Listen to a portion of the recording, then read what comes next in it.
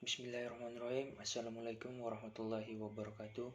Perkenalkan, nama saya Febri Pratama Kusumajaya dari Prodi Hukum Keluarga Islam, semester 7 Fakultas Agama Islam, Universitas Muhammadiyah Surabaya. Ya, di sini saya akan mempresentasikan salah satu materi dari mata kuliah Psikologi Keluarga. Ya, langsung saja. Komunikasi, yaitu komunikasi yang baik dan positif merupakan ciri dari hubungan dekat yang sukses. Seorang pria mungkin berkata, "Kami adalah teman baik. Kami berbicara tentang segalanya. Saya tidak tahu apa yang akan saya lakukan jika dia tidak ada untuk mendengarkan masalah saya. Dia memberitahu saya dengan sangat jelas ketika dia kesal tentang sesuatu, tapi saya tidak merasa diserang. Kami berdua hanya duduk dan mencari solusi." Komunikasi yang buruk, di sisi lain, sering meminimalkan kemungkinan menjalin hubungan yang erat. Orang mungkin berkata, "Kami tidak berkomunikasi. Dia tidak pernah berbicara. Dia selalu mengomel. Dia tidak mengerti aku." Komunikasi penting dalam setiap tahap hubungan dekat. Benih-benih kegagalan perkawinan sering kali ditaburkan di awal suatu hubungan, kadang-kadang bahkan sebelum pernikahan. Komunikasi yang buruk sebelum pernikahan kemungkinan akan berlanjut setelah pernikahan. Komunikasi juga penting bagi keluarga di seluruh siklus kehidupan keluarga. Ketika anak tiba-tiba kompleksitas kehidupan keluarga meningkat dan komunikasi positif menjadi lebih penting. Salah satu tantangan bagi keluarga adalah komunikasi orang tua remaja atau komunikasi adalah proses yang kompleks, tetapi memahami prinsip-prinsip tertentu dapat membantu individu meningkatkan interaksi mereka dengan orang lain. Misalnya, berguna untuk mengetahui bahwa orang-orang yang saling mengirim pesan verbal dan non-verbal yang harus satu sama lain, tidak peduli apa yang mereka katakan atau lakukan. Bahkan ketika mereka tidak secara sadar mencoba untuk mengatakan atau melakukan sesuatu. Oleh karena itu, suatu prinsip penting dalam komunikasi adalah Anda tidak dapat berkomunikasi. Non-komunikasi juga merupakan bentuk komunikasi. Komunikasi bergantung pada keterampilan pengiriman dan penerimaan pesan yang terampil. Percaya bahwa Anda mengirim pesan yang jelas bukanlah jaminan bahwa itu telah diterjemahkan atau dipahami dengan cara yang Anda inginkan. Satu-satunya cara untuk mengetahui apakah pesan yang Anda kirim adalah dengan bertanya langsung kepadanya. Setelah penerima menyatakan kembali apa yang dikatakan, memberitahu pengirim apakah pesan itu dipahami. Ketika ketidaksepakatan dan konflik muncul, ada kecenderungan alami untuk menyalahkan orang lain dan menyangkal atau menimbulkan tanggung jawab pribadi untuk menciptakan dan memelihara konflik. Misalnya, pasangan bertengkar karena penolakan suami untuk membahas masalah hubungan yang penting bagi istri. Itu semakin dia mendorongnya, semakin sang suami menarik diri. Dia bertanya kepadanya, "Pada dasarnya, saya tidak akan menarik begitu banyak jika Anda berhenti mengomel saya." Yang kemudian dibalas oleh sang istri, "Saya tidak akan mengomeli Anda jika Anda membicarakan hal-hal penting ini dengan saya." Pembicaraan tersebut akhirnya berakhir dengan semakin menjauhnya suami, yang justru semakin memperkuat perasaan negatif sang istri. Dialog potensial ini berakhir dalam dua monolog, masing-masing menyalahkan yang lain atas apa yang telah terjadi dan tidak ada yang menerima tanggung jawab tersebut. Salah satu model komunikasi interpersonal mengasumsi sebab akan akibat linear. Dalam pertemuan yang baru saja dijelaskan, suami menyalahkan istri karena dia mengomel dan istri menyalahkan suami karena dia menarik diri. Ini adalah contoh model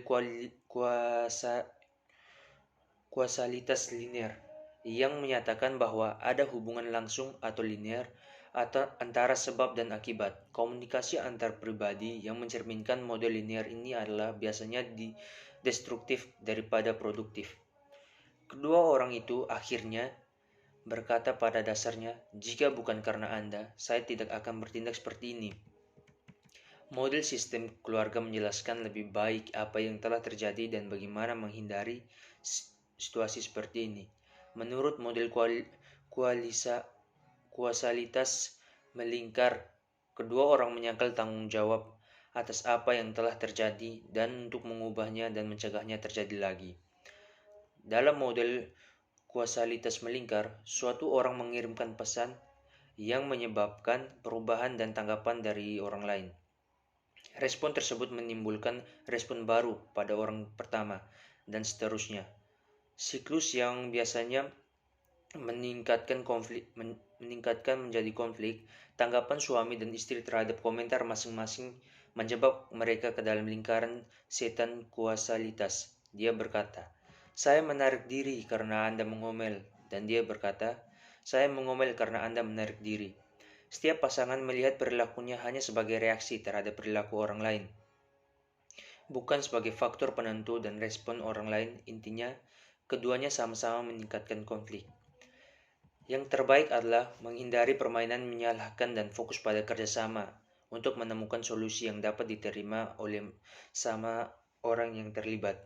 Sedangkan menyalahkan adalah upaya kompetitif di mana satu pihak mencoba untuk menyalahkan yang lain. Komunikasi yang tulus adalah usaha kooperatif di mana para peserta fokus pada kesepakatan. Ketika orang berkomunikasi satu sama lain, mereka mengirimkan dua jenis informasi. Komponen komunikasi yang paling jelas adalah fakta, opini, dan pengalaman yang berhubungan satu sama lain. Ini juga disebut komponen laporan komunikasi. Komponen laporan biasanya relatif, lugas, dan biasanya besar diberikan secara lisan. Komponen komunikasi lainnya adalah pesan, yaitu apa yang disampaikan individu tentang hubungan yang ada. Misalnya, apakah ini hubungan persahabatan? Ini disebut hubungan atau perintah komponen komunikasi. Lebih halus dari komponen laporan, komponen hubungan sering disampaikan secara nonverbal. Meskipun ini pesan yang dikomunikasikan mungkin langsung, namun selalu diinterpretasikan berdasarkan pesan yang menyertai tentang hubungan antara orang-orang yang terlibat dalam komunikasi. Komunikasi verbal meliputi kata-kata lisan dan tulisan. Komunikasi lisan memiliki beberapa aspek nonverbal, yaitu nada suara, volume, nada, kecepatan bicara, dan ritme bicara. Komunikasi tertulis juga memiliki aspek nonverbal, yaitu gaya penulisan atau tulis tangan, dicetak, diketik, ceroboh, rapi, dan media. Alat tulis pribadi, kartu, serbet. Komunikasi nonverbal mengambil berbagai bentuk. Ini termasuk ekspresi wajah, kontak mata, gerak tubuh, dan gerak tubuh lainnya. Perilaku spesial, atau misalnya beberapa jauh jarak dua orang berdiri antara duduk satu sama lain. Kontak tubuh, vokalisasi nonverbal, misalnya mendesah, mendengus, dan postur. Komunikasi nonverbal adalah sama sulitnya untuk ditafsirkan sebagai komunikasi verbal. Apakah itu menguapkan kebosanan ataukah tindakan reflektif? Komponen hubungan komunikasi memiliki pengaruh sentral pada transmisi akurat dan interpretasi pesan nonverbal. Misalnya, jika Anda melihat dua orang berperilaku di bandara, Anda akan menganggap bahwa mereka memiliki hubungan dekat. Dengan kata lain, orang membuat tebakan tentang suatu hubungan berdasarkan perilaku nonverbal dan konteks di mana mereka mengamati perilaku tersebut. Orang sering mengirim pesan campuran pesan di mana ada perbedaan antara komponen verbal dan nonverbal. Penerima mendengar suatu hal tetapi secara bersamaan merasakan sesuatu yang lain. Ketika pesan verbal dan nonverbal konflik, orang cenderung lebih mengandalkan informasi nonverbal. Misalnya, seseorang jatuh ke kursi favoritnya untuk menonton acara televisi favorit dan berkata kepada orang lain, Apakah ada yang Anda ingin saya bantu sekarang? Meskipun pesan verbal menyampaikan kesediaan untuk membantu, tindakan nonverbal mengungkapkan sebaliknya. Orang yang mengirim pesan berharap bahwa pendengar memperhatikan perbedaan yang menanggapi isyarat nonverbal. Kemungkinan pembicaraan untuk menonton program sementara pada saat yang sama memberi kesan bersedia membantu. Kita semua mengirim pesan campuran untuk berbagai alasan setiap hari. Tetapi, pesan itu seringkali berasal dari keengganan untuk berbicara langsung dan jujur dalam komunikasi kita. Campuran pesan dapat menjadi penghalang untuk pemahaman yang sebenarnya.